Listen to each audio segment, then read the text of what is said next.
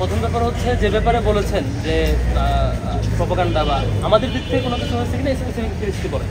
তবে আমরা এটা লক্ষ্য করেছি লাস্ট 2 ডেজ ধরে কিন্তু ব্যক্তি সাদিক কামকে নিয়ে একটা নির্দিষ্ট দলের অ্যাক্টিভিস্ট ভিডিও তৈরি করে 50-এর অধিক ভিডিও তৈরি করেছে। ব্যক্তি সাদিক কামকে ধরে পডকাস্ট তৈরি করা, ভিডিও তৈরি করা, এখন তাকে নানাভাবে পেমেন্ট করা হয়েছে। আর আমাদের দিক থেকে আমাদের কোনো অ্যাক্টিভিস্ট কোনোভাবে করতে হবে সেটা রেস্ট্রিক্ট বলতে পারবে বললে সেটা আমাদের বলতে পারবে। আর হচ্ছে প্রথমে যেটা বলেছেন যে প্রবলেম সলভ নির্দিষ্ট দলটা বলছেন এটা আসলে আপনাদের জানেন নির্দিষ্ট দলটা কারা একটু বলেন। আপনারা একটু চেক দিবেন ভিডিওগুলো যারা করছে। আমরা কারোর প্রতি মানে ডিসরেসপেক্ট করতে চাই না, আমরা রেসপেক্ট করার মধ্যে দিয়েই কাজগুলো করতে চাই, সেজন্য আমরা এভাবে বলছি না।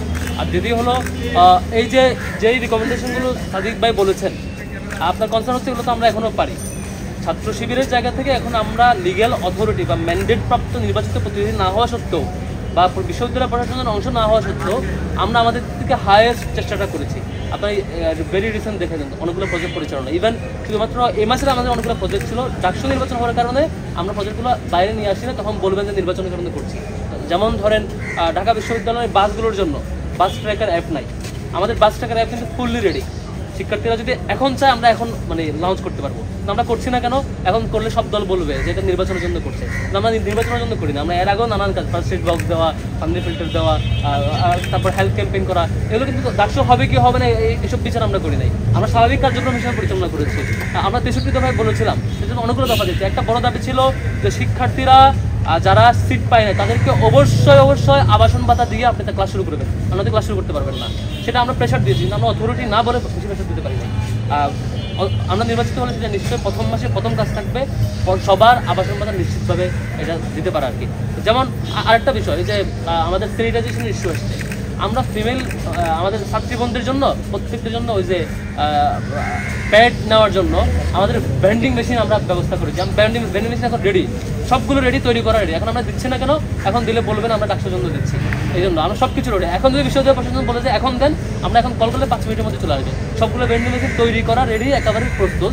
আমরা এখন দিচ্ছি না, এই মাসের কার্যক্রম এটা ছিল আমাদের। ডাকসু যদি না হতো আমরা হয়তো দিয়ে দিতাম, কিন্তু আমাদের কমিটমেন্ট এটা যে আমরা জয়ী হই বা না হই, আমাদের সক্ষমতার বিচারে যে কাজ সেটা আমরা আমাদের অ্যালামনাইকে কাজে লাগিয়ে করছি। কিন্তু নির্বাচিত হলে যেটা হবে, টোটাল বিশ্ববিদ্যালয় অ্যালামনাই এবং গভর্নমেন্টের রিসোর্সকে ইউটিলাইজ করে ইউনিভার্সিটির সকল প্রবলেম এক বছরের মধ্যে প্রবলেম সলভ করাটা একদম ইজি। সেটা আমাদের ক্যাপাসিটি এবং আমাদের প্রিভিয়াস এক্সপিরিয়েন্স বলে যে সততার সাথে কাজ করলে এটা সলভ করা যায়।